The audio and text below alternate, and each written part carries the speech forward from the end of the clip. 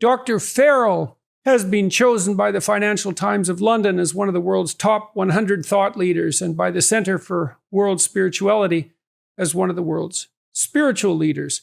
His books have been published in more than 50 countries and in 19 languages. His most recent book, The Boy Crisis, co-authored with John Gray, was a finalist for the Indie Book Publishing Award. His other books include the New York Times bestseller, Why Men Are the Way They Are, plus the international bestseller, The Myth of Male Power. A book on couples communication, Women Can't Hear What Men Don't Say, was a selection of the Book of the Month Club. And Why Men Earn More was selected by U.S. News and World Report in 2006 as one of the top 4 books on career. A very practical book, by the way, for men and women alike, contemplating how they might maximize their earning power over the course of their career, although that comes at other cost, obviously. Dr. Farrell has taught at the university level in 5 disciplines and appeared on more than 1,000 TV shows, being interviewed repeatedly by Oprah and Barbara Walters, as well as by Peter Jennings, Charlie Rose, and Larry King. He's been featured multiple times in Forbes, the New York Times, and the Wall Street Journal. He's also the only man ever elected, and 3 times, to the board of the National Organization for Women in New York City, and currently as chair of the coalition to create a White House Council on Boys and Men. He is working with the White House to create such a council. He teaches couples communication courses around the country and speaks internationally on the global boy crisis, its causes and solutions. And today, unfortunately, we're going to be discussing a series, a duo, let's say, of recent tragedies, catastrophes, acts of malevolence in the United States, both in New York and in Texas. The unfortunately all too present and all too preoccupying mass school shooting. And we're going to delve into that pleasant topic and try to see if we can make some headway in a practical, what would you say, in a conceptual and practical sense. Very good to see you again, Warren. It's a real pleasure to see you, although I'm sorry about the stimulus for this, of course. Yeah. Well, so let's dive right into it. I'll offer some ideas about what I think is motivating this, but I want to hear what you've written so much about, well, as we can see in the background, crisis of masculinity, the crisis among boys. Maybe you want to define what that crisis constitutes and then maybe zero in to the issue of what's happening with these mass homicides committed almost always by young men, almost invariably. Yeah, we've seen a lot of theories recently. We've seen, in Buffalo, we saw the replacement theory style, hatred, and everybody zoomed in on that. Then we looked at the access to guns as an issue. We looked at toxic politics. We look at family values are really bad in this generation in particular. We look at violence in the media. We look at violence in video games. We look at mental illness. Obviously, anyone who does a mass shooting has a mental illness problem. And then you ask a different question, which is, wait a minute, our daughters are exposed to the same replacement theory style hatred, the same access to the same guns in the same homes, and they're the same family values, the same toxic politics, the same violence in video games, the same violence in the media. And our daughters are not doing the mass shootings, and they're not doing very little shootings, period. Our sons are. And so it should be obvious to us that there's something happening with our sons. And in fact, there is. And it's not just happening in the United States, it's happening globally. And it's happening not in all countries, it's happening in all developed nations. In the 53 largest developed nations, boys are falling behind in every academic subject, but especially reading and writing. And reading and writing, as you know, are the 2 biggest predictors of success or failure. And so failing in school is one thing, but then that failing, if boys who are dropping out of high school at a much higher rate than girls, and even though they're being admitted to college at a 60-40 rate only, they graduate from college now at about 1/2 the rate of daughters. Our daughters who graduate from college are not usually looking for a boy who has been a dropout in either high school or college. Girls tend to be attracted more to winners, and boys who are dropout are also are perceived as losers. And yeah, well, that's a critical point there that we don't want to gloss over, which is that girls tend to be attracted to winners. And so we know cross-culturally that girls, when they're looking for a permanent long-term mate, so young women tend to prefer boys who are 4 to 5 years older, and that's pretty stable cross-culturally, and that they tend to be attracted to males who are their equivalent in terms of socioeconomic success or above. Whereas with males, the relationship between socioeconomic success and female attractiveness is virtually nil.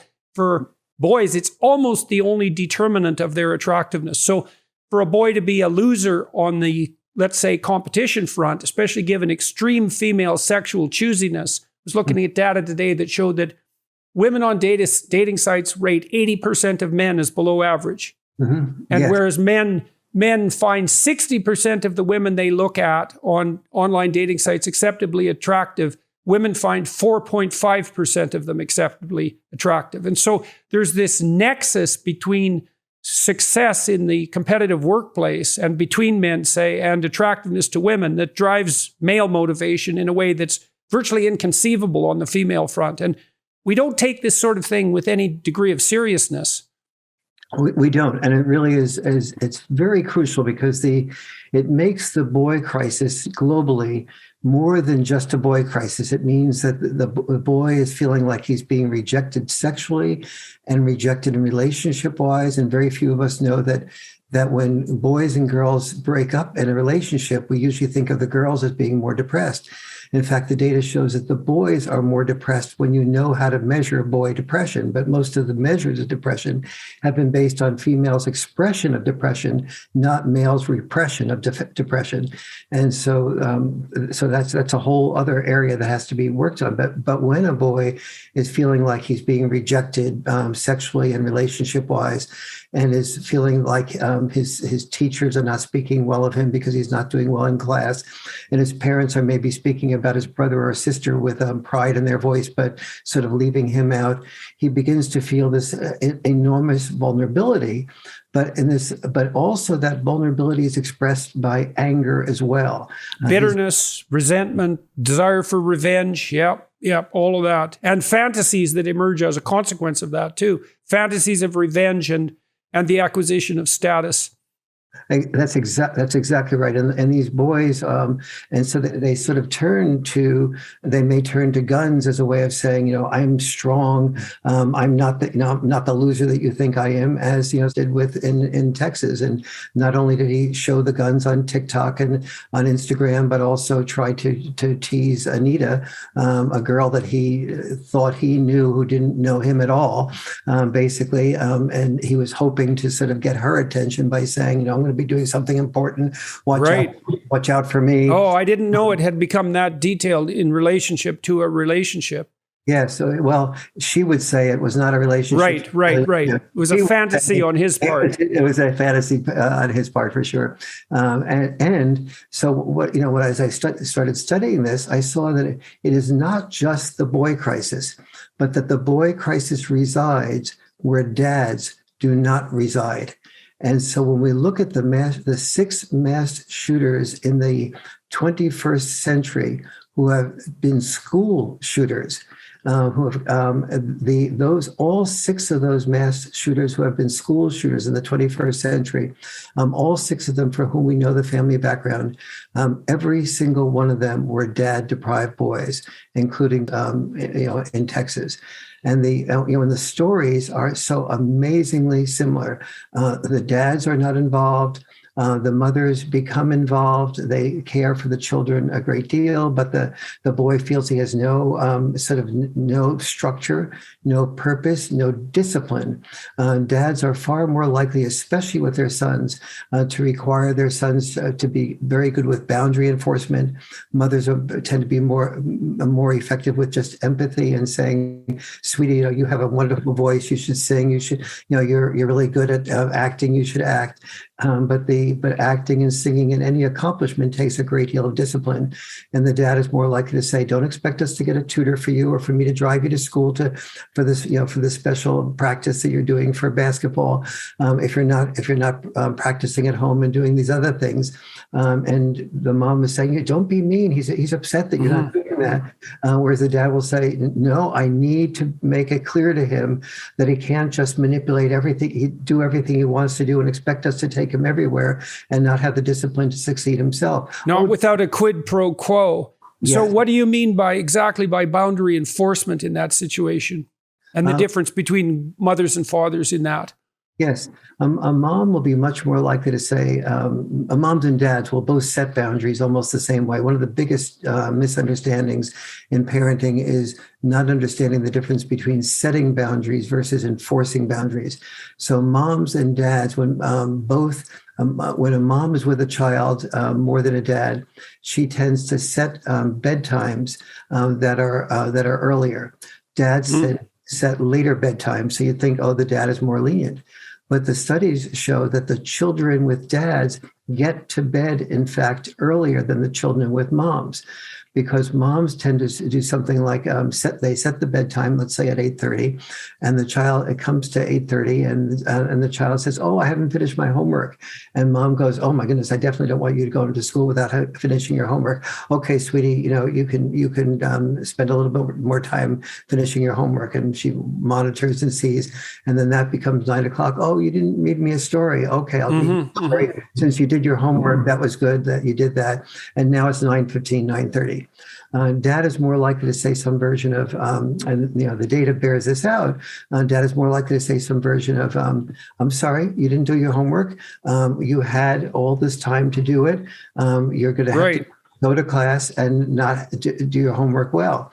All right, tough luck for you, rat. Go to bed. Exactly. And do better next time. Yeah. Do you know, Warren, if there's been any studies linking that capacity for boundary enforcement to personality traits like agreeableness?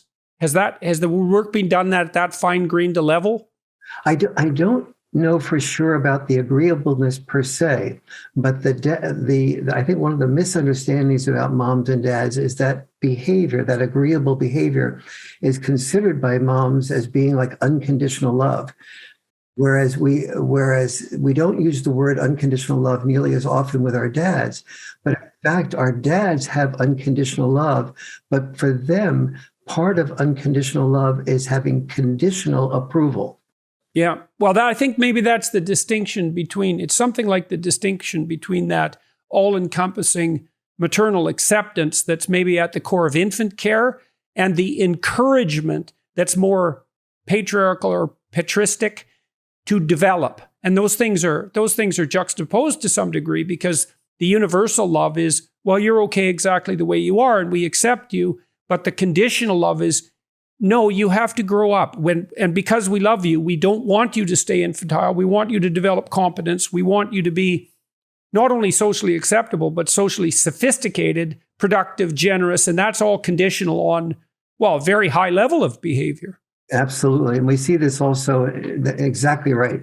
And we see this even in the way family dinner nights are constructed. And we all know that family dinner nights are highly correlated with a healthy family and healthy children.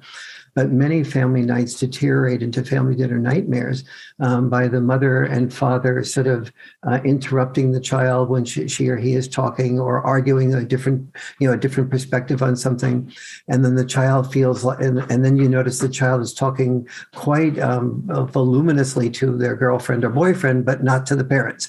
And when the parents ask them something, they just shut up before they start up because they don't want to be interrupted. But the parents that are really good at listening to the children are oftentimes filled with empathy without understanding that being only empathetic toward a child does not produce an empathetic child. It produces often a self-centered child. Right. That is filled with himself. And so part of what I discovered was so important in family dinner nights is to make sure that the children also are required, not encouraged, but required to also listen to the parents' perspective without interrupting them, and to empathize with it and say, Mom, Dad, what I hear you say is this. Is that correct? Did I distort anything? Did I miss anything? Is there anything you want to add, Mom or Dad? Well, very few children do that to their moms and dads. And unfortunately, that's that great technique that was pioneered by Carl Rogers, right? Listen and summarize to the other person's satisfaction.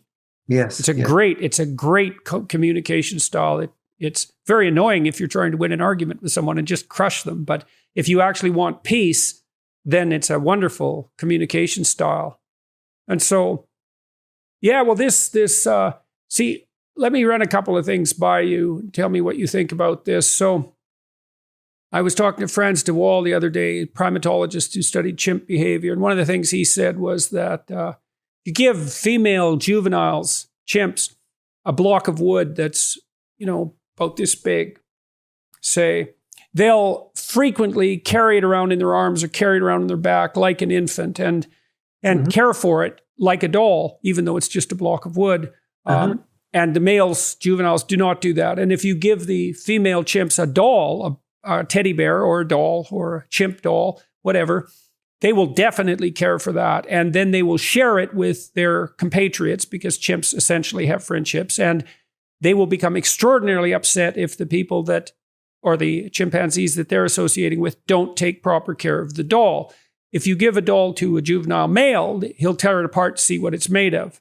And so that it's the projection of the infant onto the block of wood that's particularly interesting to me, because one of the things I see happening, I would say on a broad scale level in our society, this is perhaps where this might get somewhat contentious, is that I think with the feminine ethos that's centered on infant care, which is an extraordinarily important thing to be centered on given the dependency of our infants. Imagine the world is sort of divided into three parts. There's infants, there's infant caregivers, and there's predators.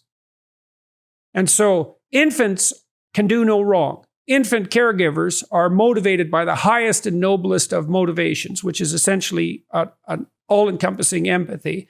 And anyone who isn't either of those two things is to be regarded with severe suspicion. And that's a very good ethos if you're dealing with infants, but it's a very bad ethos if you're dealing with, larger scale social organizations. And I was reading these guidelines for faculty members at Mount Royal College in Calgary and for a faculty retreat, which is really not one of the world's most dangerous what would you say, happenings. Yes. And all of the faculty members were assured that trained counselors would be at hand in case the discussion became intense beyond the point of tolerability. And I thought, what's going on here? It's like, the faculty members are infants and those who oppose their ideas are predators. And the appropriate moral ethos is to care for the infants. And it's like, yeah, except no, because they're not infants. And this is not mother and baby. And this is also, to me, it's also an extension of the Freudian nightmare, the Oedipal nightmare that produces both dependency and narcissism as a consequence of the overextension, the unregulated overextension of that essential ethos directed at infants. Yes. Is that too harsh? I don't think so at all. And I think that mothers and fathers just have such different styles of parenting. And, with the common goal, we all want our children to do well. We all care about them. But what we know, what I saw when I did the research for the boy crisis, is that the children that didn't have dads in their lives, even the girls did worse in 50 different areas. They were more likely, the boys as well, but the boys more intensely in those areas. Both boys and girls who didn't have a lot of dad involvement, by the age of 9.5, their telomeres were shorter. Wow. 14% shorter on average. That's the average between boys and girls when a father was not involved in a significant way by the time that child was 9.5. However, the telomeres of the boys were yet again 40% shorter than the telomeres of the girls. And many people don't know that the length of telomeres when you're 9.5 years of age is one of the best predictors of your life expectancy.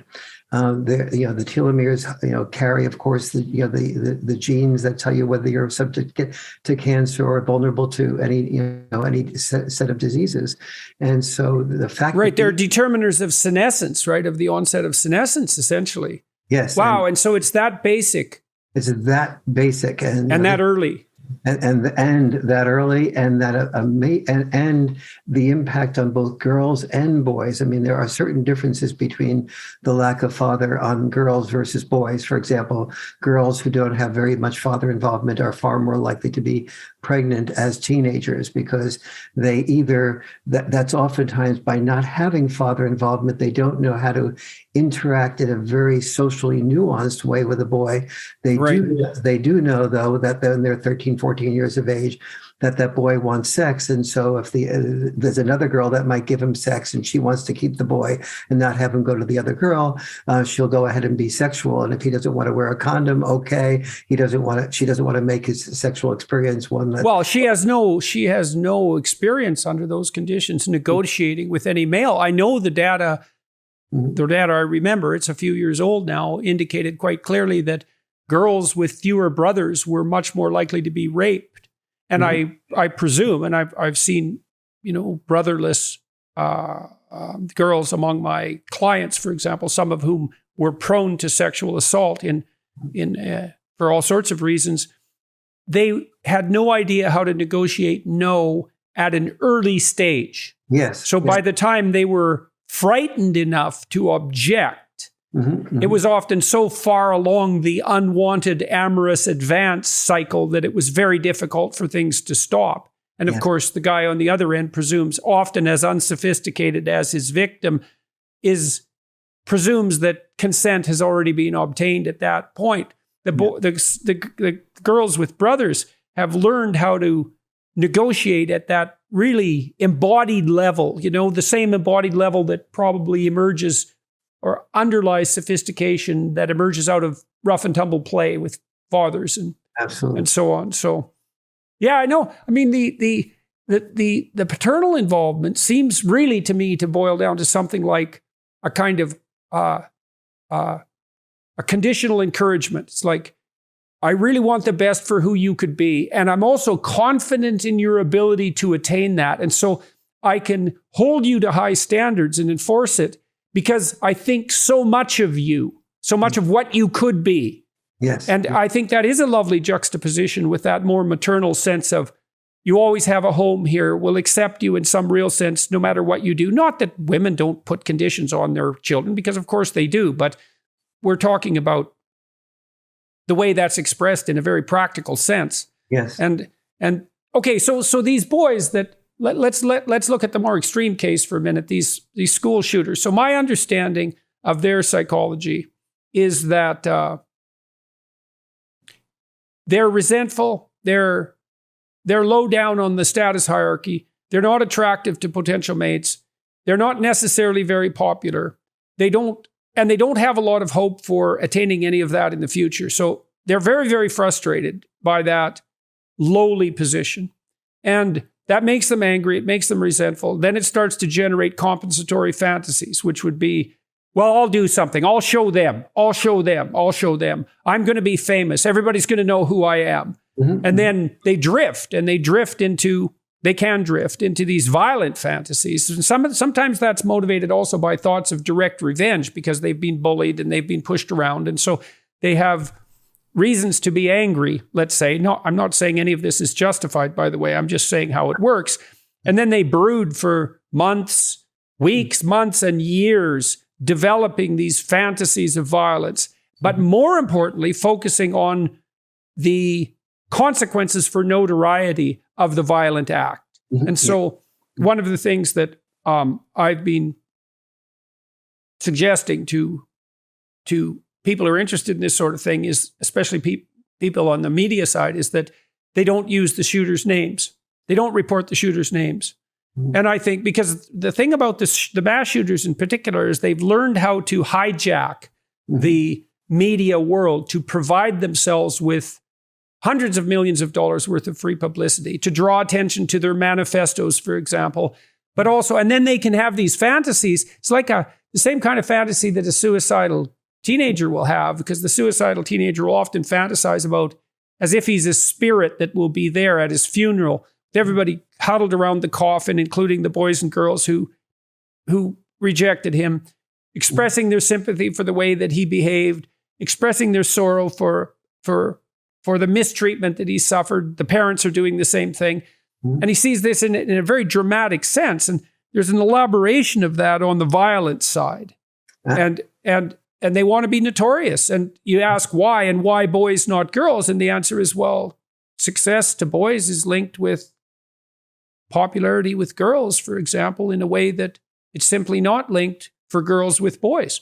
And it's a huge difference. So do you see anything wrong in that? You and I had an interesting experience that I wanted to touch on. So part of the reason I reached out to Warren in the aftermath of these events is because he got a letter 6 months ago, something like that, from a... You want to tell the story? Go ahead and tell the story. Yeah.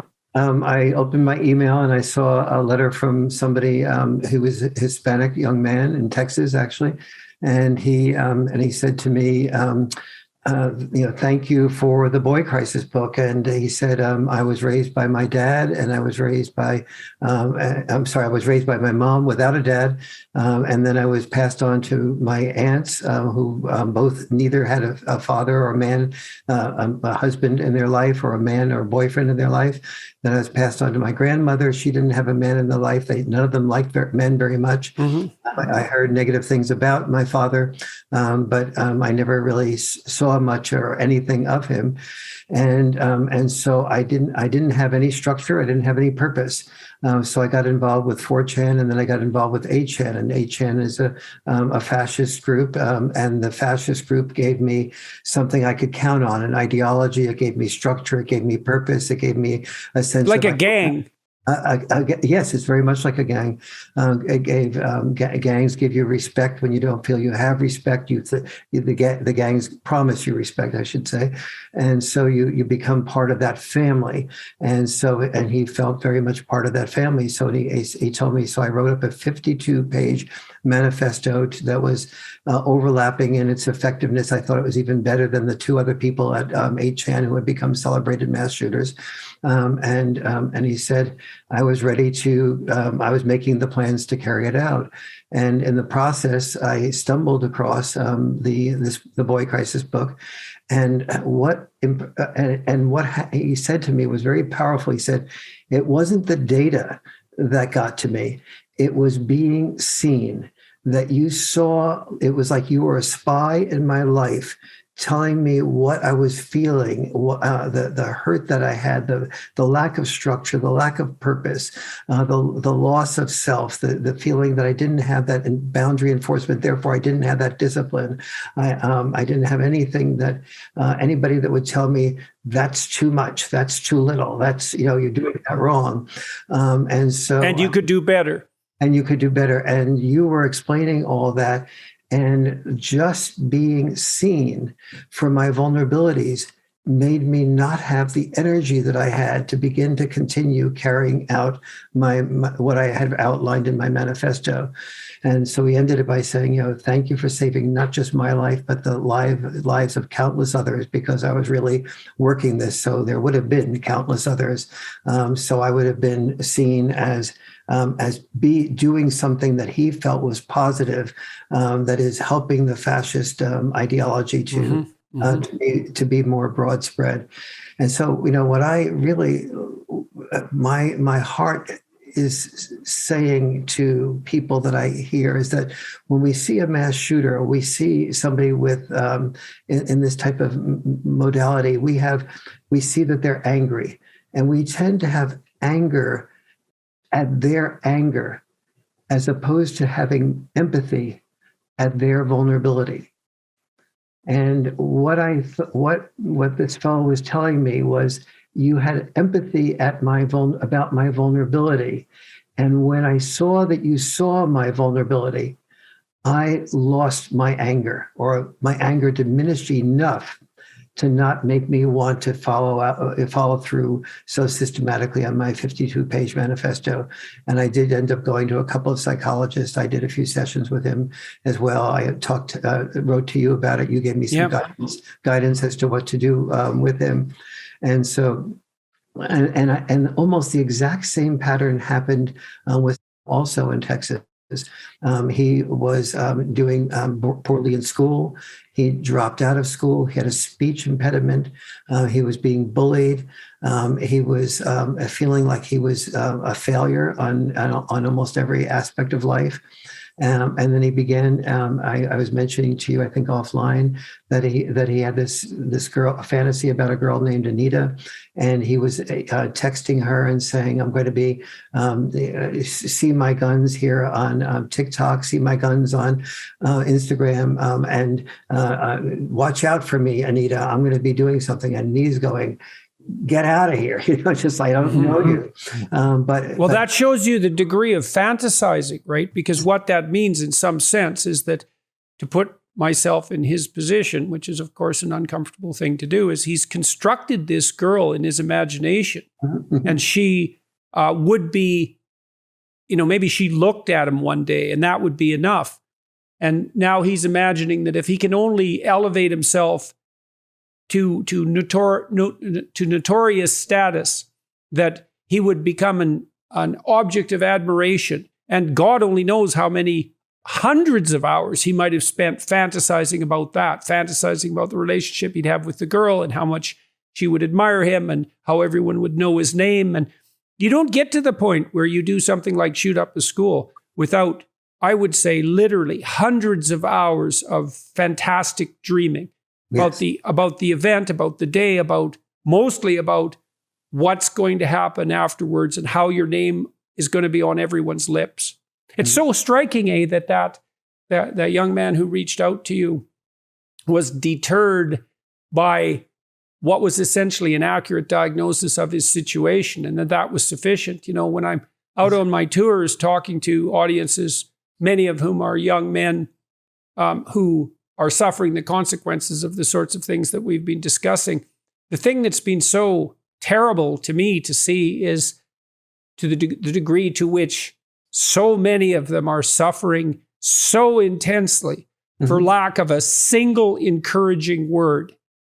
Yes. And it's so sad that they have to get that from me on YouTube or in a lecture, that they haven't had anyone in their life. And we're in this situation now where, frequently any manifestation of masculine ambition in even its juvenile forms, the desire to engage in rambunctious play, let's say, is instantly associated not only with pathology that needs to be medicated, let's say in the case of ADHD, which I do think is a disorder of repressed play, and Jaak Panksepp did a lot of work showing that might be the case, but also that, we associate that male ambition with, the force that's literally the patriarchal oppressive force that's literally destroying the world.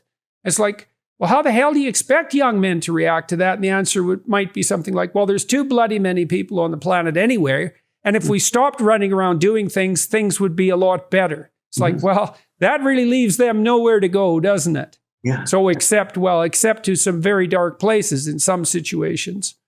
I was doing somebody was filming me talking about these issues the other day, and we were in the middle of we were in a little island in the middle of a creek, and a young man who looked like he's about 16, 15 was passing by, and I said, and he showed some curiosity about the filming, and I said, I signaled him over here. I said, "Could you join us for a moment?" I said, in high school, are you in high school? And he says, "Yes." And he said, "I was sophomore." And he said, do you what do you learn about men and women, or boys and girls, or sexuality and stuff like that in high school?" And he said, I hear, I guess, the word toxic masculinity a lot.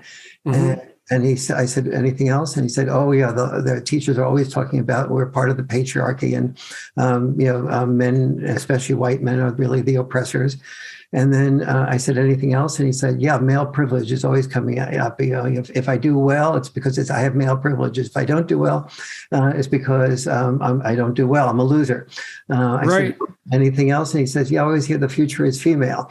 And I said, how does that make you feel about your future? And he laughed, in accordance. Good, he could laugh. Yeah, he laughed sadly. So I said then, if you're out on a date, are you going out on dates yet? Yes, I am. And he said, I said, do you talk to your girl, the girl you're dating about this? And he goes, no, what? No way. I'd never bring it up. I said, well, why not? And he said, because I just assumed that we get into an argument and that would be the end of any further romance. Right. I said, well, what about if you really got to know her well, like a year or two, and you were really intimate with her? And then he said, well, I haven't had that long a relationship yet, but I really hope I could. Mm-hmm. And he was almost like this deep sadness. I really hope I could share what was in my heart about that. And there's so many. Yeah, what we're doing is awful. It's absolutely awful. When I was talking to Franz de Waal, I read part of his book on difference, and there was this section that he cited from a female author who, she said she threw up her hands in dismay because she couldn't stop her young boy from playing with guns. She took everything that was even remotely resembling a gun out of the house. And then she caught him one day, shooting the toothbrush at the cat. Bang, bang, bang. Mm-hmm. And instead of noticing that he had this male propensity to aim and shoot that was deeply rooted in her son, she was appalled to the core by his intractable masculinity and believed that her ideologically addled sense of what constituted masculine behavior was so morally admirable that it was perfectly fine to her to be disgusted by the fact that no matter how hard she oppressed her son, he was still a boy. And all of that was couched in this moral terms. And I thought, you witch, that's absolutely unforgivable. Yeah. To see that as such an intrinsic part of your boy's character, and then to throw your hands up in moral dismay about exactly this patriarchal oppression and the toxic masculinity and all of that. And then the boy you talk to. So he's damned if he does, and he's damned if he doesn't. And why is that? Here's a hypothesis for you. So I don't know what you make of this, but let's imagine that you have a woman who's never had a good relationship with a man in her life. And maybe this is a consequence of disrupted familial structure too, right? So multi-generational consequence of disrupted familial structure. And so maybe the relationships she's had have not only been absent, but bad.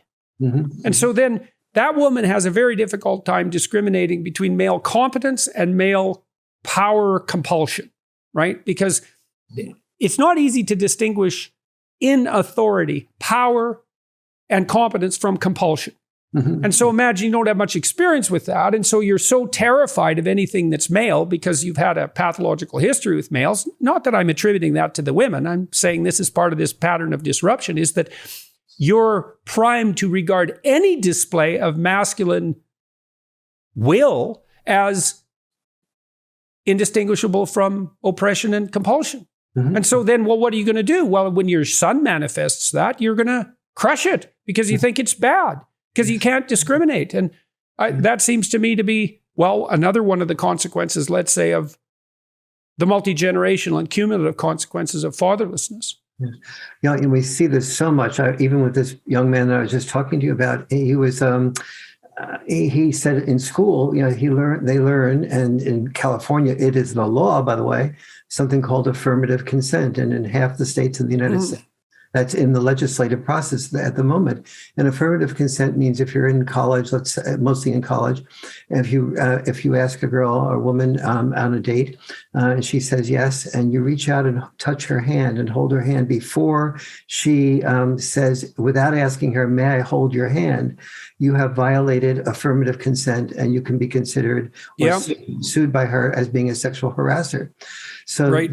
So, that's exactly that. Well, and that's why you brought up. That's a cardinal example of the inability to distinguish between male will and oppression. So let me ask you about that. So I've been thinking about the violation of the principle of non-contradiction in our society, which I think is a hallmark of a looming insanity. So here's what college kids are asked to swallow now, as far as I can tell. Mm-hmm. Every single manifestation of sexual interest or sexual orientation of any conceivable type is to not only be tolerated, but to be celebrated, and celebrated in some sense under compulsion and by force of law. No discrimination whatsoever on the basis of sexual behavior or sexual preference.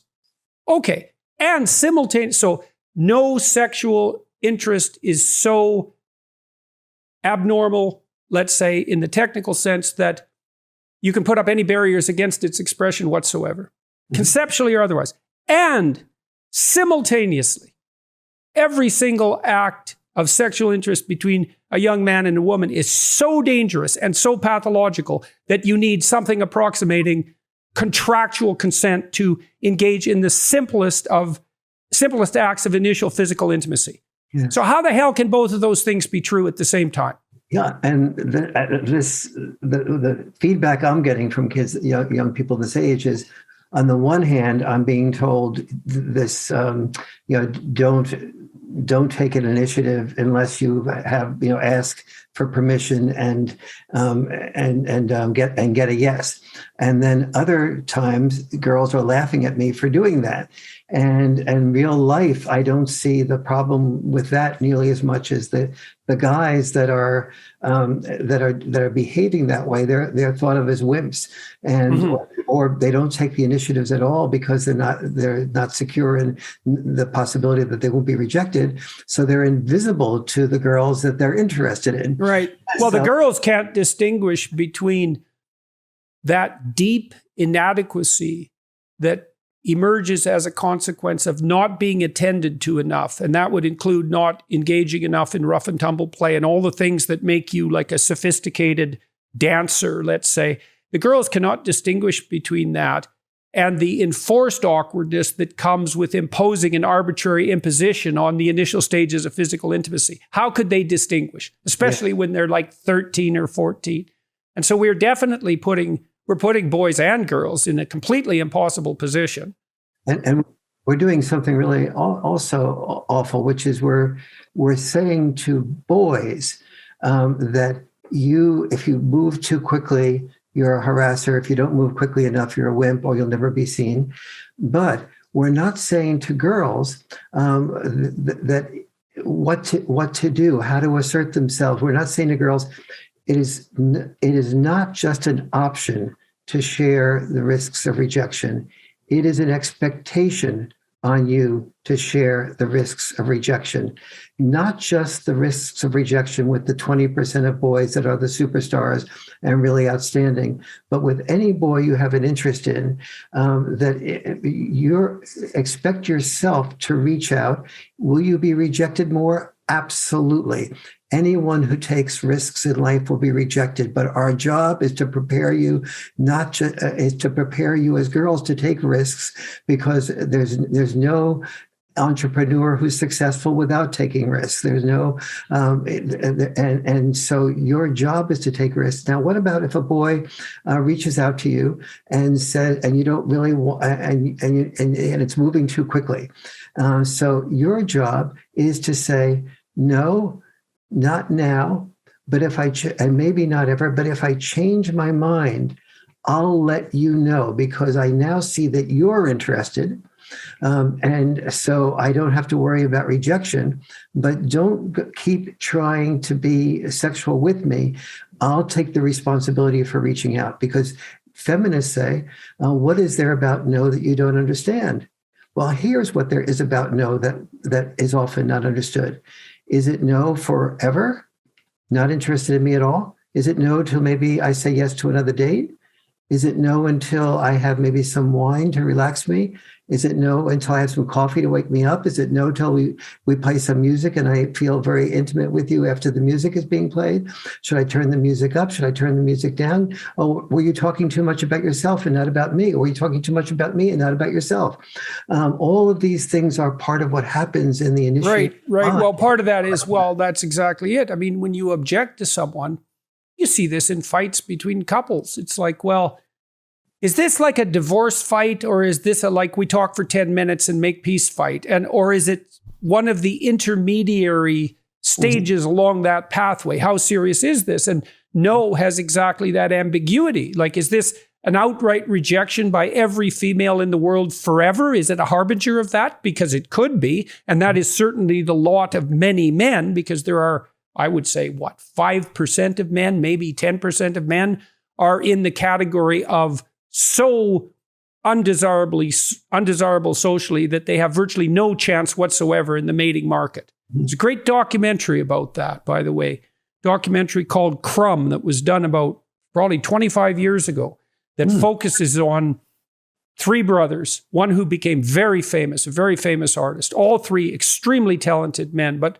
all three of them toxically unpopular in high school to a degree almost unimaginable by anyone who was actually in an acceptant peer group and who had at least some chance on the dating market.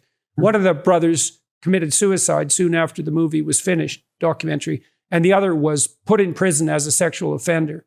So it's a very dark movie, but documentary. It's about the best documentary I've ever seen on anything. But if you're interested in the psychopathological fantasies of sexual offenders, that's definitely the documentary for you, because they're extraordinarily well documented in a way that anyone with any sense would shy away from. It's very dark stuff. The successful brother, Robert Crumb, who is a very successful underground comic artist in the 1960s, late 60s in San Francisco, it really started the whole underground comic movement. He became quite famous as a consequence of his artistic work, and then became quite popular with women. And he tells the story. It was an absolute shock to him, because he went from, he wasn't no one, he was way less than no one. No one would have been a move up the ladder by a large margin. He was in the detestable category, that's disgust, right? That's damn low on the hierarchy. And then when he became successful, that all switched on him, and pretty much overnight. And so part of the documentary, which is done so unbelievably brilliantly, is an exploration of that dynamic. I've never seen anything like it. So I would highly recommend that. It's called Crumb. It's a great documentary. I show it like 20 years in a row in my personality class to illustrate the Freudian dynamic of Oedipal and smothering mothering, essentially, and all the toxic consequences of that. So anyways, back to no. Yeah, well, no and yes, those are very difficult things to negotiate. I don't think there's anything more difficult to negotiate between a man and a woman than no and yes, or between any two people that are in an intimate relationship or beginning one. It's like, what don't you understand? Well, there's an infinite number of things I don't understand. And what makes you so clear, so sure you're so damn clear about your communication?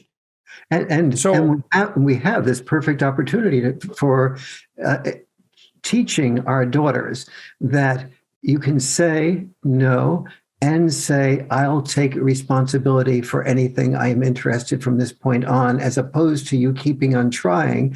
We're doing tongue kissing, and the average girl knows that, if there's no somewhere, they'll be, having intercourse in about 5, 6, 10 minutes. And for many girls or women, that's too quick. So she pulls out the tongue.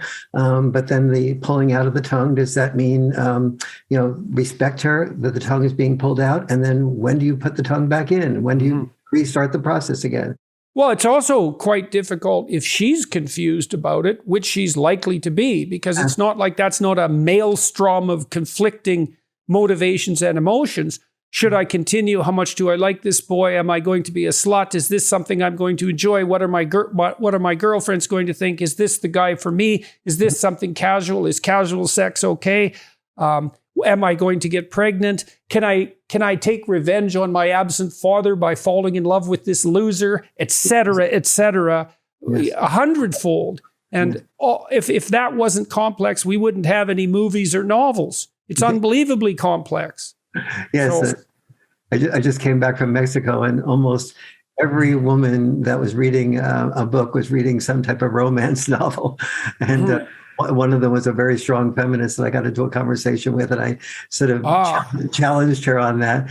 And she goes, I know, but I still love it.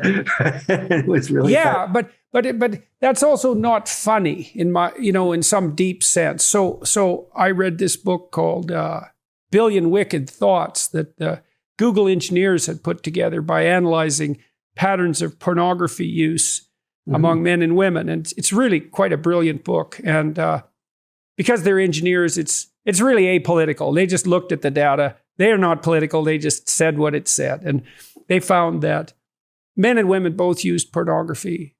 With men, it was all pictures. And with women, it was all written. It was all literary. And they identified the 5 categories of porn star in these these literary romance pornography representations: pirate, vampire, surgeon, billionaire. I can never remember the 5th, but it's the same pattern. They identified it perfectly. It's Beauty and the Beast. High status, dangerous male, tamed by attractive female and enticed into a reciprocal relationship. Yes. But with difficulty, right? Yeah. And then the sexual component of it is mutual exploration, yes and no, tension, conflict, and the resolution of that. Yes. But what's so interesting about it, and it's the same pattern in 50 Shades of Grey, it's exactly the same thing, is that the guy isn't a pushover. He's actually someone very forward in every way, but capable of being restricted, capable of responding to the imposition of boundaries, and then also capable of establishing a relationship. But the fact of his willfulness, in some sense, is core to the sexual attractiveness. Well, that's no different than the manifestation of male ambition on the status hierarchy. It's exactly the same thing. And why we have to lie about this is it's sickening to me, and it's unbelievably destructive, both for men and women. I mean, it's not like the girls are benefiting from any of this. They're having catastrophic relationships in college, and you get these colleges now where it's like 60% or 65% girls. And you think, well, that's a hell of a good thing for the guys because they have this plethora of women. And it's not, because first of all, it's still 10% of the guys, and maybe they have carte blanche on the sexual front, but all that does is teach them to be narcissistic psychopaths because they can have a different one-night stand every day of the week. And that's a hell of a training ground for establishing a permanent relationship. And then the other guys, well, they're in the same position that guys generally are, which is they're chasing after scarce resources. And the girls, they're completely frustrated because the high status guys have zero interest in pursuing a long-term relationship. Yeah. And so that's a lovely situation. I heard some recent, not so much data, but some stories from people in universities where the girl-to-boy ratio is climbing above 70. And they say the girls stop applying at about that point. Well, it isn't only the application to schools and the getting in schools, which is, of course, creating a whole possibility and in some cases actuality of affirmative action in favor of the boys now, but the dropout rate among the boys in college is much greater. And so in the next few years, it's predicted that the ratio of female to male graduates will be 2 to 1, 2 female to 1 male. And that creates this whole, the thing that I was saying before about, the women who graduate from college, generally speaking, want a man who's at least a college graduate. And so if she's only half as likely to have a college graduate around her, and a lot of males are dropouts, the average woman, especially when a woman starts looking for the possibility of having a child and wanting a good father to be involved, she doesn't usually look in among dropouts. And 66% of the people between 25 and 31 who live back at home are male. She's not likely to go to go to bed with a guy who lives in his parents' basement, and she's not likely to search unemployment lines, and high school dropouts, 20 some odd percent of high school dropouts are unemployed for most of their 20s. And so this leaves a terrible market for girls. And this is one of the reasons I say we're all in the same family boat. And Right, definitely. when only one sex wins, both sexes lose. And unfortunately... Yes, it's really sad that we even have to say that, because it's so bloody obvious. It's like, whatever you do to boys, you do to girls. Yes. Instantly. And if you're not wise enough to see that, well, then you should clue in. And if you do see it, you proceed nonetheless. It's like, yeah, well, we know what you're up to. Nothing but trouble. And that is the huge challenge with where feminism has been going recently. At least when I was on the board of NOW in New York City, at least a portion of feminism was saying, I am woman, I am strong, as a la Helen Reddy. And now it's mostly, I am woman, I've been wronged. And so we have this hashtag Me Too. And I know a lot of women who have been able to speak up as a result of the hashtag Me Too.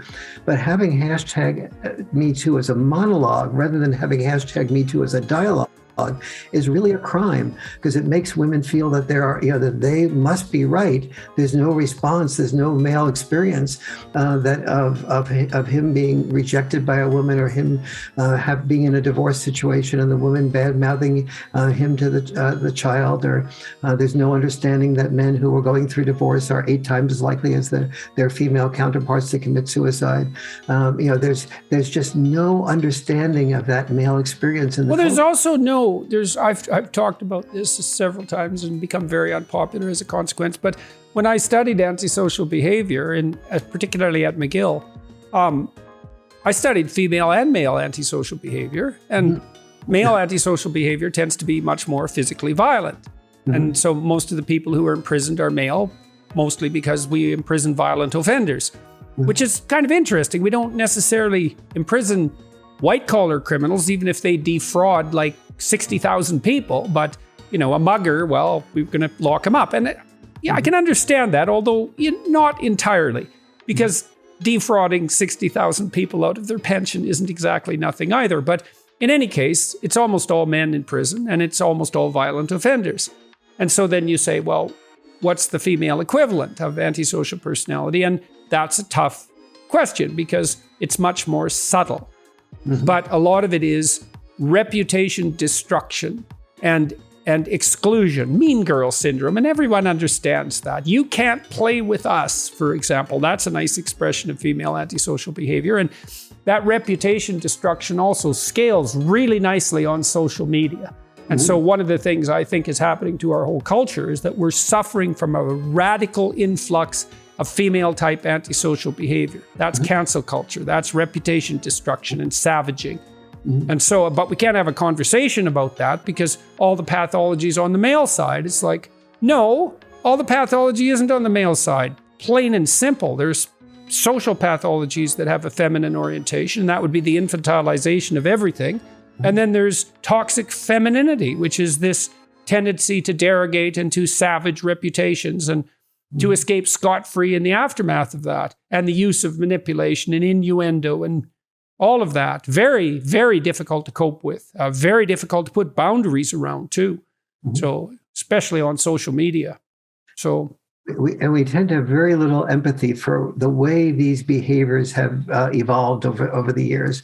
Women had to sort of have talk about men reputation-wise, because before birth control and when mores were extremely strict, if a male wanted to be sexual with a woman and maybe promised her that he would be marrying her, and she said, okay, I could, maybe we'll be married. But then she talks to other women and she finds out from 8 or 10 other women, well, wait a minute, he's been said that to me, he said that to me, he said that to Mary over there. And then suddenly, so the thing that we call gossip was very much a protective mechanism on the part of women to protect themselves from becoming becoming pregnant with somebody that really was not at all interested in a long-term relationship and being a long-term father.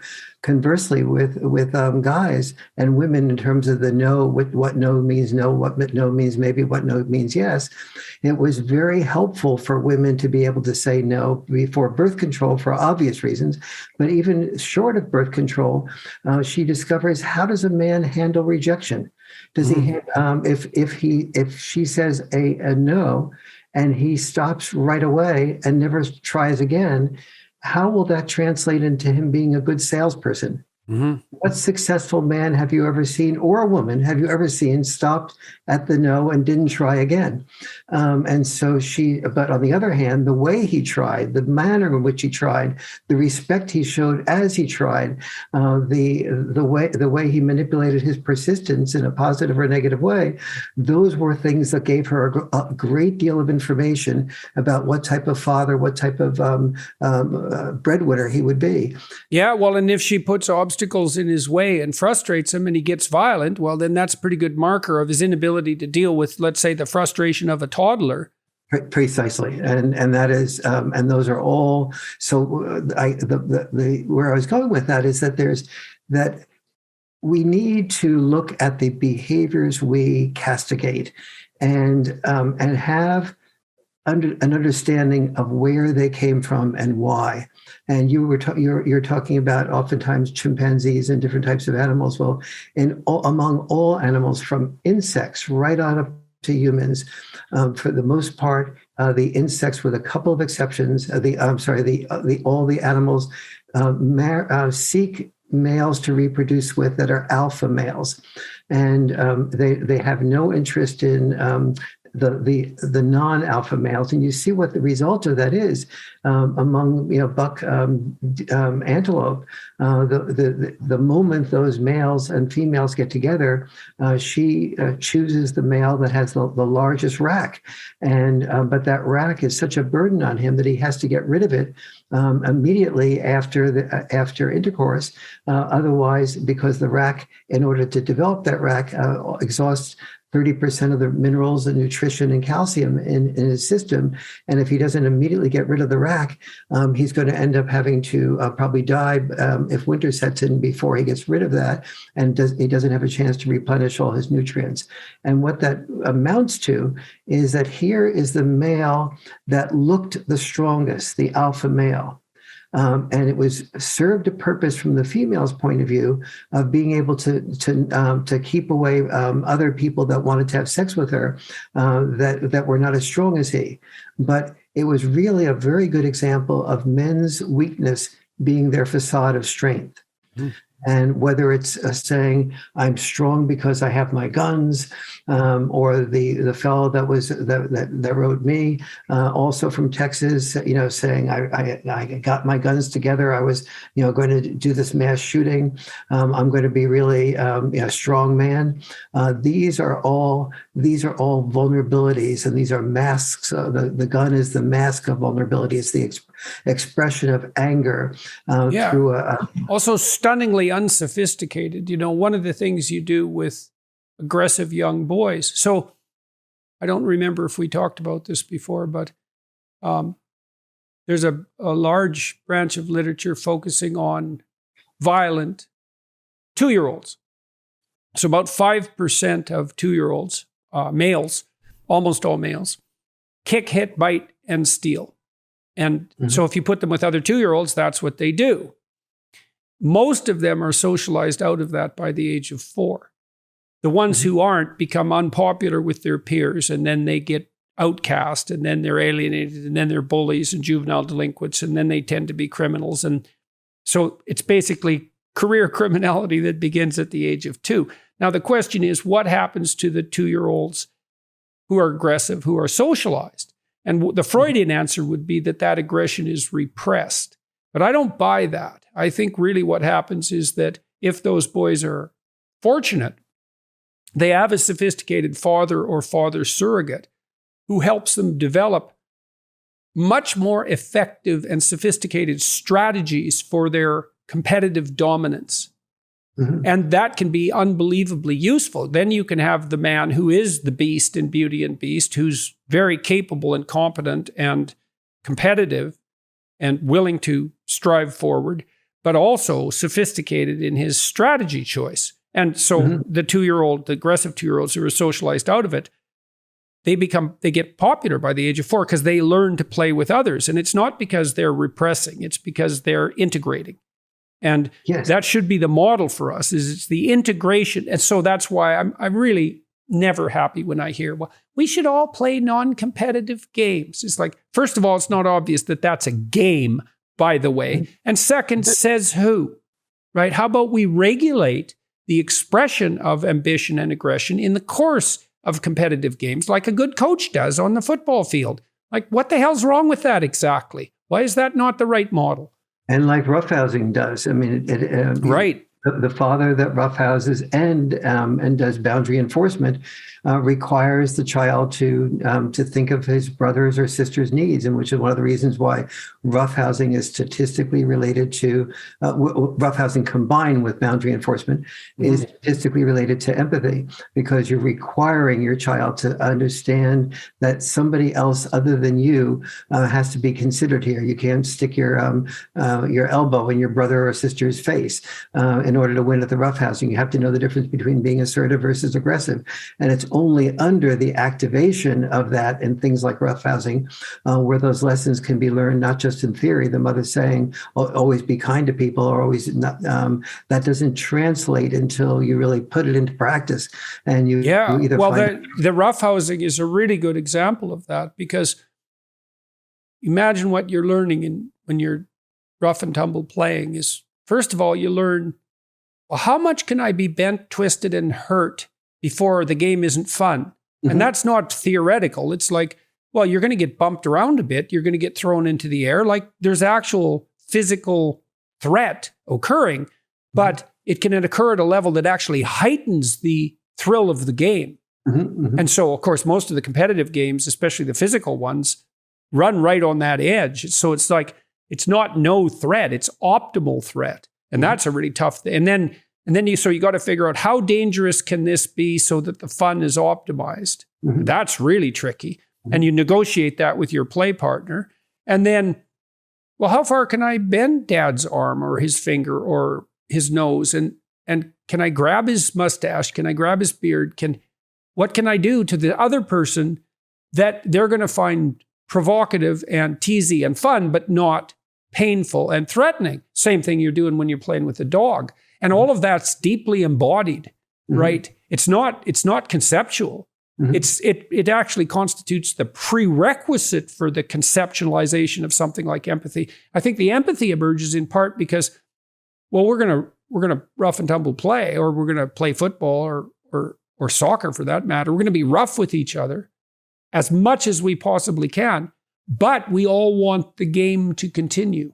Yes. And that's the crucial issue there, is to play in a manner that enables you to win, but that also enables the game to continue. And you learn that in competitive games. And that's where some very important lessons come in. So when a dad stops the game because the roughhousing has gone too far and somebody's gotten hurt, or it looks like they will get hurt, and then the children that are playing doing the roughhousing with the dad have to say, all right, if my roughhousing is being stopped, that means what I really want immediately, my immediate gratification, which is to push my brother or sister aside, is I have to learn postpone gratification, because I really want the roughhousing, but that roughhousing is going to be over with if I don't consider somebody else's needs per my dad's recognition.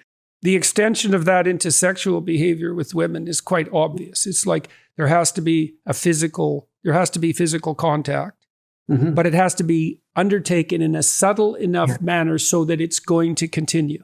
Yeah. And so that's a way more sophisticated application of the same issue, but it's on the same continuum. That's partly why people dance. And partly that is too, the women are checking out the men. Is like, well, can we be reasonably close together in a manner highly suggestive of intimacy, and you're still able to control yourself in a socially acceptable manner? It's like, is there a more direct test of your socialization history than that? Probably not. Absolutely, and it is, and that dance. I mean, the tango is a perfect expression of male-female relationships, and and when it has to be a two-sided affair to happen. But back on that roughhousing issue, the importance of what that child is learning is that postponed gratification. Mm-hmm. And that postponed gratification, as we both know, is the biggest predictor of success and failure in life. Mm-hmm. And the kids that don't have that tend to fail in the postponed gratification area. That leads them to being depressed about their own abilities and ashamed, with Salvador Ramos, the mass shooter in Texas, not having graduated from high school. That led him to feeling so ashamed of himself. When his grandmother and he got into a fight about it. He shoots the grandmother. So people that do not have that postponed gratification, and they don't have a way of being victorious in their playing when they're 2 years old, like you were talking about. I don't think it's a matter of repression. I think it's a matter of when you are able to play and get along with other kids and have the game, you have the capacity for expression, and you don't have to worry about repression becomes a non-issue. It was yeah, that's right. Yeah, I think that's absolutely right. I mean, Piaget pointed out quite clearly when he analyzed the structure of iterable games, and so. And there's a morality that comes out of that, is that you have to regulate your behavior in accordance with the willingness of others to voluntarily play with you. Mm-hmm, yeah. And so that spirit of voluntary play, in some sense, is a marker for a sustainable reciprocal ethos.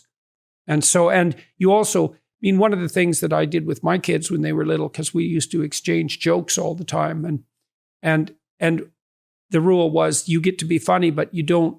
But you stay on the fun end of funny, because funny can easily degenerate into teasing and it can become mean. And what's really interesting about that is that the fun part of that is right on the edge, right? It's right where I'm saying something to you that's so provocative that it's almost too much, but not quite. That's where it's really funny. And you can see that as a really subtle testing of the boundary. So my son was quite assertive when as a young child.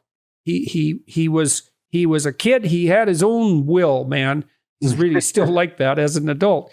And it was very interesting to interact with him, because he would come home, say, from daycare, and he'd absorbed a bunch of evil spirits at daycare, and he'd come home and manifest all sorts of behavioral patterns that we were just not putting up with. And now and then he'd push it too far for a couple of days, and I'd get together with my wife and we would negotiate. It's like, okay, that kid's getting out of control. We're not going to let him do anything out of the proper bounds of propriety whatsoever for like a week. Watch him like a hawk. And we'd agree on that. And every single time we did that, he liked both of us better. Yes. And it was so interesting to watch. And partly I realized, to some degree in retrospect, is that focused attention, man, from adults, there is nothing more valuable than that to a kid. And they'll misbehave to evoke that boundary setting because it's so utterly crucial for their development. I wonder why kids will misbehave to attract attention. It's like there's nothing just like the school shooters, there's nothing they want more than attention. It is amazing to me the degree to which the need for attention is so dominant among all of us, and and many of us have learned to channel it, and you and I have learned to channel it in ways that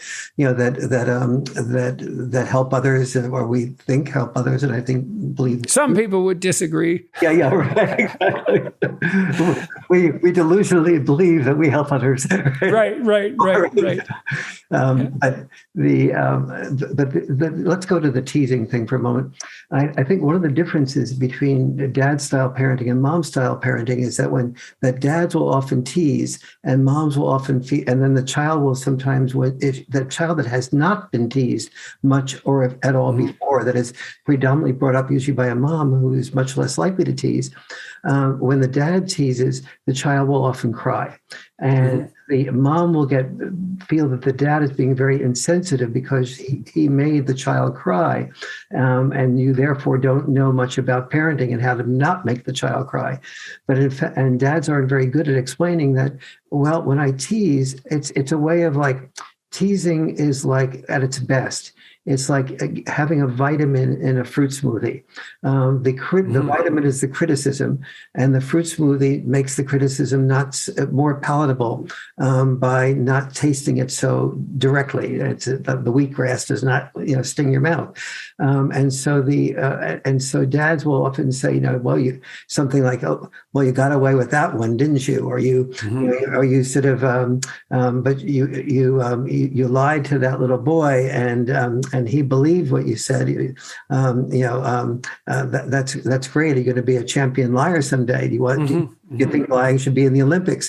That type of thing. And the boy will be able, or the girl will be able to pick up the fact that dad has noticed that she or he lies, notices that lying is not really being approved of, but at the same time is not being yelled at and being told, you just lied. You shouldn't lie. Right. Well, it's also a good way of developing resilience. It's like, because you're going to be tested with frustration and disappointment constantly in the social and natural world. And so to prod a bit is to also build up resilience the same way the immune system adapts to a certain level of pathogen in the environment. You don't want a pathogen-free environment. You want a pathogen representative environment. And so by what would you say, challenging your children on a variety of fronts, emotional and physical, first of all, they get used to the fact that can happen, because it is definitely going to happen to them. And one of the things that's very interesting about bullies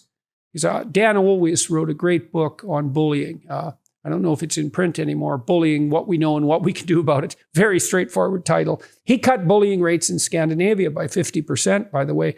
And he showed that, there's typical bullies, but there's also typical bully victims.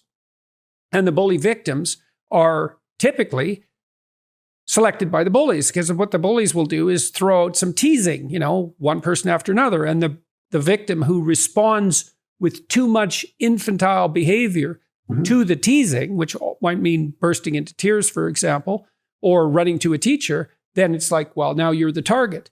And so without that preparation of teasing and comedy and all of that, then you send your children unarmed out into the world to face, people who are going to be far worse for them than, the little devil that's the glint in the father's eye when he says something witty but with a barb in it. Yes. So this is you were talking about this gentleman being from Scandinavia, and when I was in Denmark doing some speaking, there was I went to some Danish schools, and they do communication skills training in first, second, third grade, where the bully and the bullied will come off from, not just the bully and the bullied, but the kids in the playground will, once a week or so, talk about what happened on that playground, and the bullied person gets to share what happened from his or her perspective. The bully gets to share what happens from his or her, from their perspective. Right. And so they get to negotiate. Well, not only, yes, negotiate, and also just see that what they've just done has hurt somebody else. Right. Yeah, when my kids were little and one of them would tease the other into tears, let's say, or I always made the bully, let's say, look at the other child, because one of the things I noticed was that if they were on a little bullying binge and they made the other person cry, then they would avoid noticing. Yes. Right? So no, you look, and you see what happened. And generally that would evoke that empathic response. Yeah. One of the things that might be interesting for people to hear is that, well, if you're a single mother, you have a dearth of positive male role models in your life for your son, for your daughter. What do you think might be done about that would be productive? Yeah, a number of things. First is to understand what dads do that is different from what moms do. And because when dads are appreciated for what they do, appreciated for their teasing up to a point, appreciated for their roughhousing up to a point, appreciated for their encouragement of kids to take risks up to a point, and you're counterbalancing, well, first, you're letting your dad know that roughhousing leads to empathy, that the focus on a good boundary leads to postponed gratification, that leads to success, that leads to them feeling better about themselves. So when you let a biological dad know that you need that from him, men are biologically programmed to respond to being needed. When every generation had its war, and we told men, we need you to be willing to die, men were willing to die in the millions in order to serve, to do something, to keep other people alive. So just don't underestimate, if you're a mom listening to this, don't underestimate how much we need to learn about what dads do and the value of what they contribute. So I want to add something to that's practical too. So this is good for couples to know in general. So when you got to have some sense, first of all. Imagine you're mother and you think, well, I'd like my son and my daughter to have a good relationship with their father. So now you got to think about, well, you want a good relationship. You want them to love each other. You want them to play together. You want them to communicate. Okay, so you kind of got that as a distant vision. But now you're watching your husband and your kids. And now and then you're going to see something happening that really makes you pretty happy. Mm-hmm. That's a really good time to say, hey, you know what? I just saw that and it made me really happy. We could have some more of that. Yes. And that, like even Skinner, B.F. Skinner, the animal behaviorist, he learned that the best way to train animals was to use reward, not punishment or threat. And it's a hell of a skill to develop, to watch your family members interact and then to see when they're doing something that makes you think, oh my God, if we had that happening 10 times a day, wouldn't this be a much better household? And then to say that, and you can get a tremendous way with that. So single mothers, women listening to this, if you see your husband and your kids interacting together and it's going well and they're smiling, they're laughing, they're playing, and it's going nicely, you want to reward that. And you definitely don't want to punish it unless you want it to disappear. And, some distrust might emerge. Is it okay if my husband's doing that? It's like if the kids are enjoying it, that's not a bad marker. Mm-hmm. Absolutely. And as you know, Jared and I teach couples communication courses. And one of the things that is really important is both appreciating and also training developing the discipline to take that appreciation to a deeper level. So a man might say, I love, you're a great cook. But when he says, I really love the way you cook that turkey, that begins to feel a little bit more like I was really seen. But right. That specificity, right? Man, that gravy you made, I noticed that you put just exactly the right amount of flour in it. It was browned perfectly, and you brought it to the table heated and like it was spiced so well. That specificity of reward that's an unbelievably powerful technique because it shows that you attended, eh? Exactly. And you're saying is that parsley, sage, rosemary, the specificity of appreciation combined with curiosity, Right. How did you do it so well? Tell me more about it. And show me what you did. Yes. And is there a way we could do more of that? Man, that's a great thing. That's a great thing to sprinkle through your entire relationship. Yes. And sprinkle through. Let's work with that what you just said there is so important. Most couples, they hear that in a couples communication workshop and they say, oh, that's really important, very nice. But then they never go out and do it. Mm-hmm. So part of what I do with my couples is to work on the subtitle of the course is the art and discipline of love. And almost nobody associates discipline with love, but doing this appreciation, and 3 of them, like my wife and I do every Wednesday night in our case, or with a routine doesn't leave the appreciations coming to your partner when they at a wake, which is oftentimes what happens. And so this training to appreciate, and then doing it frequently and doing it systematically.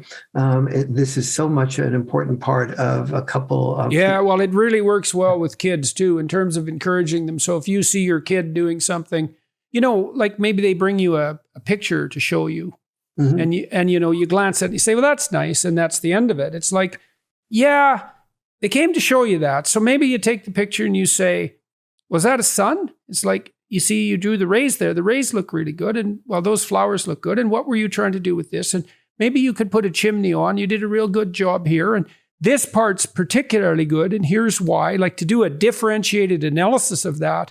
Well, people love that, especially if you can. When my students used to write me essays, a lot of them, especially the initial essays, were just bloody awful. Like, almost everything about them was awful. But now and then they'd throw in a sentence, that was real. It would just sort of stand out like a diamond. I'd circle it and say, yeah, more of this. And then the next essay would be like 30% that, and then 60% that, Yes, it really is. We have a part of our brain is called the RCZ, rostral cingulate zone, and when we get approval, that sends dopamine to that part of our brain. It is just amazing how much we are all, we are all in need of that dopamine, and it makes us feel so much more loved. Let me go back for a second, if I may, to the what are the things a mom can do. So let's say that that the mom does not have a biological father, that it is possible to bring in their life. A lot of moms look out for stepfathers, but oftentimes, particularly if they have daughters, they are the father behavior combined with being a stepfather often makes the biological mom feel that the stepfather does not have as much investment in protecting the child. And so when the mom sees that the child is crying as a result of the roughhousing, crying as a result of the teasing, or maybe fell from too high a spot that the father let them go to, instead of seeing this as a contribution to the children that the stepfather is bringing, fears that the stepfather doesn't love and have as much investment in the children, and therefore the stepfather becomes a vice president in the family as opposed to an equal, having an equal relationship. And that can happen very subtly, and it's so interesting to watch couples do that. Like, I've seen lots of mothers in particular just viciously punish their husbands for interacting with their children. So that the husband will take some steps, he'll start to play, and maybe he does it somewhat roughly, and she'll just be in there protecting the child from the father, like right now. And you do that like 100 times and the game's over. You've permanently disrupted the relationship between the father and the child, because you're also broadcasting massive signals of distrust to the child. It's like, well, your father's so dangerous that we can't even let him play with you a little bit. It's like, not good. And it doesn't allow the father to develop any skills either that way. And he ends up developing what I call the father's catch-22. He learns to love the family by being away from the love of the family and earning more money. Okay, I will take that job, selling product X nationwide. I'm really not needed around here so much. But the one thing my wife does appreciate is my bringing in more income so we can buy a better home in a better neighborhood, a better school district. Okay, I'm rewarded for that. I'm definitely not being rewarded for the playing that I'm doing. And so a lot of dads, in wanting that reward, they see the one way that they're lovable, and they don't realize that the data shows that once a family has, depending on where in the United States they live, they're earning between $50,000 and $75,000 a year. That what the children need is more of dad's time, not more attention. Yeah, you bet. Not more of dad's time, and so that's important to remember. But if, let's say, there's no stepfather and no biological dad, it's very important for parents, the mother, to get the child involved with Cub Scouts. 2 years in Cub Scouts has shown very good studies with control groups of kids that do and don't go to Cub Scouts, leading to children developing better character. And I don't know a single mother that doesn't want their child to have better character. to get them involved, not just in sports, but in what I call the liberal arts of sports. By the liberal arts of sports, I mean organized sports really helps them to pay attention to somebody who is creating structure for them and know what structure to do. But it's also, if they want to be an entrepreneur or an original thinker, it's pickup team sports is really helpful for that, because you're saying, okay, are we negotiating everything? Is it, are we going to play full court? We're going to play half court in basketball. Who do I choose? Last time that Jordan and I played together, I passed the ball to him, and he got he got the point. Okay, I can pass that ball to him again. I can trust when he reaches out for it. But I threw that ball to Bill, and every time he missed. Okay, and what's a foul? Is a foul being pushed a little bit or a lot? How am I exhausting myself quickly by running back and forth in the court? And so all these things come, so many things that are unsupervised behavior, and the ability of people to sort of like gauge all the subtleties of, like we were talking about with what no means no, what no means maybe. All these subtleties are much more easily able to be picked up from pickup team sports. And because of so many of our fears as parents, we've often been discouraging our children from doing pickup team sports. We haven't been willing to lead them at the school, and maybe they do get into a fight at school. But it's important to allow them to get into that fight and then process what were the red flags that told you that this was a situation that might lead to a fight, and protecting the child. It's also an opportunity to practice reconciliation. I mean, one of the things DeWall has shown, and this is very interesting in relationship to this alpha idea, and this is a good thing for the young men who are listening to really take note of, is DeWall has shown quite clearly that sometimes it's the smallest male chimp in the troop who's the alpha. Mm-hmm. And that's often a male who's very good at negotiating reciprocal relationships, very good at reconciliation post-conflict, and often allied with a powerful female who's kin related to many of the other chimps in the group and has powerful social standing. DeWall has shown very clearly that if a chimp uses pure physical power as a means of attaining alpha status, that the troop is fractious, that his rule is short, and that his end is brutal. And that the alphas that are successful are the most reciprocal individuals often in the entire troop.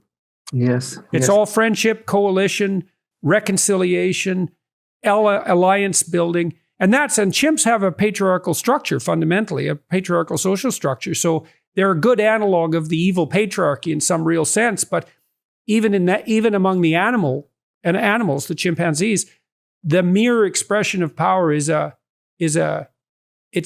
unstable social strategy. It's by no means optimal. And I think that's very tightly associated with our discussion earlier about delay of gratification and the spirit of play. So you have to integrate that aggression into an iterable and desirable social game, a mating game and a friendship game and a cooperation game and a competition game, all of that. That's not repression. And that's not the eradication of toxic masculinity. It's the socialization of ambition. Absolutely. Crucially important. We were going to talk a little bit about what might be done on the legislative front as well. Yeah, on a personal level, I got a letter from Chris Sprowls about 6 months ago saying that he had Chris Sprowls was the Speaker of the House of Florida, saying that he had 3 sons, and he did a lot of these things that we were talking about, like the roughhousing, and that helped him explain this to his wife. And then he gave it to 2 of the Republican and Democratic leaders in the relevant areas of legislation in the House of Representatives of Florida. And they drew up legislation based on a need to bring more fathers into and developing something that they called a fatherhood crisis. And what was most rewarding to me was that the legislation passed the House with a 100%, a unanimous vote on the part of both the Democrats and Republicans. Hooray. And usually Democrats are much more resistant to understanding the value of dads in the family. And so I was really proud of them for... Yeah, no kidding. That's great. For doing that. Yeah, so what do you think that'll translate into practically? Well, so far they've allocated $75 million to develop programs. Some of it is traditional stuff around child support, but others is stuff that isn't just child support by money, but child support by dad involvement, which is the more important type of child support. And to the degree that they execute, and there's a number of fathers groups in Florida that are really very, I imagine, will be very much involved in the helpful execution of that. And so, what I would like to see in Florida is the development of fatherhood programs that tell men, A, you're needed. B, here's what you do differently. C, here's how you communicate with your wife respectfully, so that when she says it's not okay to climb the tree, you're too young, to the child, and the dad says, oh, don't be overprotective, how to negotiate some way of like climbing that tree so the child can climb up to a certain point, but not beyond a certain point. So dad can be under the tree to be able to cushion a fall and not have a cell phone with him. And so the mom and dad can do what I call checks and balance parenting. The data shows that the children that do best have both a mom and dad that are actively involved. And obviously the children that do the best have parents that end up staying together rather than getting divorced. Well, they do opponent processing, because so if you want to move your hand smoothly this way, the best way to do it is to put your other hand there and to push against it. Oh, then you can make, So that's an opponent process. And a lot of very fine-grained attunements and calibrations are opponent processes. And so you imagine how lenient versus permissive should you be with the child? And the answer is, well, it depends on the child and the situation. And so how do you negotiate that? And the answer is, well, imagine you have on the maternal side this more all-encompassing love that's forgiving, but can move towards overprotectiveness. And on the paternal side, you have this forward encouragement that can be too pushy. And that has to be calibrated to the child. Well, how do you calibrate it?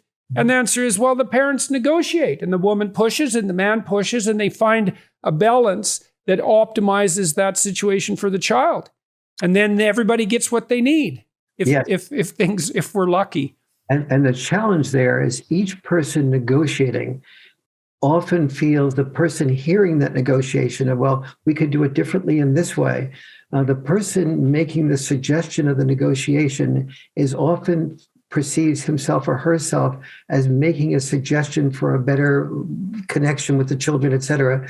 The person hearing any suggestion of a change in behavior or attitude that is expected or required of that person perceives him or herself as being criticized. Right. Yeah, that's a tough one to negotiate. And the single biggest flaw in the single biggest Achilles heel of human beings is our inability to handle personal criticism without becoming defensive. And well, you can open up a discussion. I did this a lot with my clinical clients because there were often things they didn't want to discuss. And I said, well, look, here's the deal here. We're going to open up the discussion and lay out a whole variety of options. We are not going to start with the assumption that any of these options are correct or that they're mandatory or that they're criticisms of you. And we're not going to proceed until we agree. And that actually works quite nicely in familial interactions. Like, well, let's have a talk. We're not going to assume that you're right and I'm right, and we're not going to try to establish who's right. We're going to open up the discussion space. We're going to evaluate all the different possibilities. And then before we move forward, we're going to agree. And I mean, and it's so interesting to me too that, we're so bad at teaching people to negotiate. They have no idea how to do it. And so they do hear any suggestion of something different as a criticism. And so that's just a non-starter, right? Because if you're trying to negotiate with your partner and every time you make a suggestion, you're treated as if you're disrupting their self-esteem in some fundamental way, it's like it's too much effort. Yes. I also counseled people to make the discussion about the smallest thing possible. It's part of that specificity. It's like, well, exactly what time do we want our child to go to bed? Precisely, and why?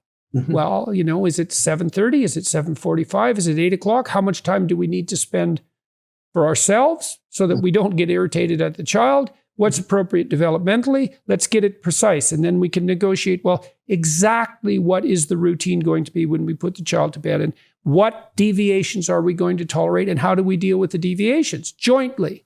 And Yes. it's so nice for a child to have a parental unit that is unified in relationship to boundary enforcement. Because the children will play one parent against the other if they can, because they're conniving little devils and very, very smart, and they're motivated to do that. But it's such a relief to them to see that the walls hold. Yes. They'll test them. And you think, well, it's mean to put up the walls. It's like, no, it's not. Paradise is a walled garden. Mm-hmm. Yes. And the children need the walls, because otherwise they face an infinite expanse of complexity. And so they'll test, not because they don't want the walls, but because they bloody well want to know where they are. Yeah. The children without the boundary enforcement, or without those walls, most children are like, they feel like they're walking in the dark on a platform that they don't know where they're going to fall off. Right. That's a good metaphor. But when they see the walls, they know but it engenders much more security. The process I use in the couples workshop that I do is because I feel it's biologically unnatural to hear personal criticism from a loved one without becoming defensive. I have people alter their natural biological space first, so that they alter their consciousness into 6 mindsets that they say. For example, like if one I call the love guarantee, in which they say that if I provide a safe environment for all of your feelings, your fears, your anger, without becoming defensive, and just hold that space for you, you'll feel safer with me, and therefore more love from me, and therefore more love for me. And that's just that I ask people to say whether or not they would be willing to take a 50% risk of dying if their partner was about ready to be killed, but they knew with with 100% certainty that they could save their life. And about 95% of men say that they would risk their life for their partner, and understand that some of these partners that come to the couples workshop, many of them are very secure in their relationship, but others are thinking about getting a divorce or just breaking up, or not, that type of thing. Mm-hmm. So even among there, 95% of the men are willing to take a 50% risk of dying in order to save their partner's life, if they know with 100% certainty they can do that. And surprisingly, 85% or so of the women say the same thing about the men. And they're all making these statements on pieces of yellow paper that their partner, that they wrinkle, throw into the center of the room, and their partner never discovers what their answer is. But the first mindset then becomes, if I'm willing to die to give you life, then I can listen to give you life. Right. And then when they've meditated themselves into that and other mindsets like that for about a half hour, but not much more than a half hour, they're able to hear anything their partner says in whatever way they say it, including exaggerations and lies. Mm-hmm. And well, you have to be willing to let your partner go off the mark a bit, because otherwise you can't have a discussion. Exactly. The other thing I recommended to people, which I think is very useful, tell me what you think about this, is I always suggested that they specify their conditions for satisfaction. It's like, so let's say I have a beef with you. It's like, okay, well, here's some things about what you did I don't like. Well, that's pretty generic, and I don't know how to bind that. It's like, well, is this a criticism of me right to the core, or what's going on? It's like, what do you want me to do? Mm-hmm. Like, if I could redo that and you would be satisfied with what I did, what exactly would I have to do or say? And I think you can even do that. Maybe you respond badly to your wife's new outfit and she's disappointed. That can be very subtle. And maybe you do that because you're just not that bright. And so she's not happy because you didn't respond well. You can say, what would have you liked to have heard me say? And, the first response to that is, well, if I have to tell you, then it doesn't mean anything, or you don't really care. But the response to that is, well, assume I'm stupid and I need to do this 50 times before I'll be even vaguely sophisticated at it. And give me a break. I'll deliver what you want badly in the hopes of being able to do it better in the future. And that, I think, is a very effective technique. But it's combined with that willingness to let your partner do for you what you need badly to begin with? Because then you get to learn at least, I think that's an important way. And I also find that when someone is just complaining and they know it's safe to complain, and they can say it in whatever tone of voice they want or exaggerate it or whatever. And even if they incorporate in that complaint a request for it to be done differently, when they're finished the process, if they're really heard well and seen, you let them know what you've heard them say and so on. I have learned not to respond by telling my wife, I will agree to do what she mentions in the process, because oftentimes when she feels adequately heard, what she was asking for in that process is no longer. Yeah, that's part of the calibration, right? It's like the person is going to have to bitch and whine a lot to kind of cover the territory. And one of the things you discover, this is certainly something you discover in clinical work, is that people have to listen to what they think. And then they can discard like 80% of it. It's like, oh, well, actually, some of that I didn't really mean or doesn't seem relevant anymore. But you don't bloody well know that when it's bubbling up inside you. Yes. And so that's another reason that's a difficult thing to learn, to forestall that sense of guilt and criticism that comes in listening to the other person express some negative emotion. Yes. But knowing that a fair bit of that will dissipate in the telling is definitely a useful thing, a meta strategy to learn.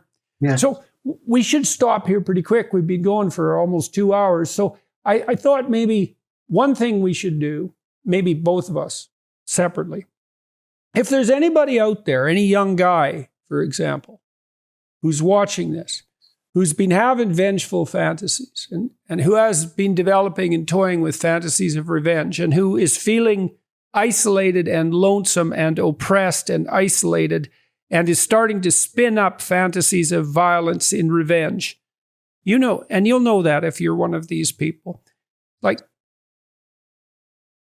find someone to talk to. There's better ways you can deal with this. And you're young, you're 16, you're 17, you don't have to be doomed, You got your whole life ahead of you. And maybe just getting out of the place that you're in where you're unpopular might do it for you. You can move to somewhere else and be a new person. There's all sorts of pathways in life.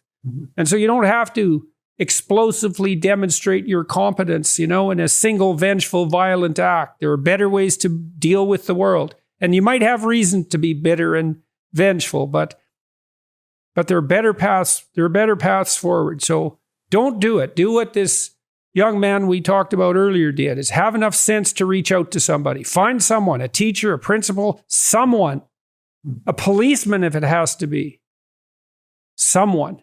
Yes, and I really encourage every school system to in the Boy Crisis book, I have a suicide depression inventory, and there is every mass shooting is a suicide, and so I'd love to see that passed out to everyone in schools so that no one feels singled out for being told that you should take this inventory. So the kids see that. So, for example, with boys, when boys say that 3 or 4 of the principles that tend to be very true for almost all boys thinking these things is feeling that no one loves them, that no one needs them. There's no hope of that changing. Right. And if they do tell someone that respects them, that person will lose respect for them. Those are just 4 examples of that. And if these red flags of depression or suicide are happening, then we need to reach out to these girls and boys. Girls for different reasons. They're not going to shoot up the school, but they may shoot up their own lives in an internal type of way. And we don't want that for any of our girls or our boys. Yeah, well, it's not nothing to go and admit to someone that, that you've been having this sort of idea and that you're in that much trouble. That takes a fair bit of reorientation and moral courage, but the alternative is so cataclysmic and so unnecessary. Absolutely. And so appalling. Mm-hmm. And it's so important that if you're a legislator listening to this, like what Kentucky is doing, which is making sure that after a divorce, that both mothers and fathers are involved, that equal shared parenting is one of the 4 things that is absolutely crucial for children having the best opportunity. Right. I want to chime in on that too. That I would definitely second that motion, is that I thought for a long time maybe that giving women of very young children primary custody might be the best default solution, but I don't believe that anymore. I think 50-50 custody should be the default. And we have to start with this whole understanding of the importance of father right from the beginning. We have in the culture at this moment, right to life versus a woman's body, a woman's choice. The discussion should be an understanding that almost all rights are rights in tension. The fetus has a right to live. The mother does have a right to choose, but also the right that's been completely left out is the dad's right to have a choice. The dad's right to be notified immediately when there's a pregnancy about the fact that the mother's considering abortion, and being able to sign a legal document that's an affidavit saying, I will take responsibility for this child for 18 years to raise the child financially and emotionally. And then, instead of having it be a debate between aborting the child and a mother's right, a mother's choice, we have a whole third option there that may allow that fetus to become a real live infant that's taken care of for 18 years. The mother and father both did sex together. They both have responsibilities. If for a woman to take 9 months of responsibility during pregnancy, and a man to take in exchange for a man taking 18 years of responsibility, is in order to be able to allow that child to live and be loved. That's a fair trade-off, but that's not even in the discussion now. So when we start, well, we're a long way in our society from being able to have a mature discussion about sexuality. That's for sure, and about the consequences. Maybe that's something we can try to do on a future discussion. Absolutely. So, yeah. All right. So, is there anything else that we should close off with? I mean, that was a pretty comprehensive discussion, and hopefully people will find it useful. Yeah, just the importance of family dinner night and knowing how to conduct that, because the children that are listened to, that are also required to listen to their brothers, their sisters, and their parents, are the children in conjunction with checks and balance parenting. Those are the children that do the best. And where, if people want to read what you've written that say specifically focuses on familial communication patterns, what's the best book for them, do you think? The Boy Crisis is definitely the best, and the portions of the boy. And I have to say that a lot of men in particular are saying to me that they really like to hear it on Audible, because I read my part, and I hope my voice allows some of what I'm saying to have another dimension to it. Right. And John Gray did a terrific job on the guy who wrote Men Are From Mars, Women Are From Venus. He did a terrific job on preventing and reversing ADHD without using drugs. Mm-hmm. Okay. Well, thank you very much for talking to me again. It's always appreciated. It's always a pleasure. It's really, I enjoy it. And when I go back over the show, I say, oh, yes, he said that. That was so interesting and so good. It was really, I learn a lot from the process as well. Well, and hopefully where one of the consequences of these sorts of discussions is that we're going to decrease the probability of the sorts of terrible things that we're talking about, because that would be in everyone's interests, clearly. So thank you. Thank you again. Absolutely. Thank you.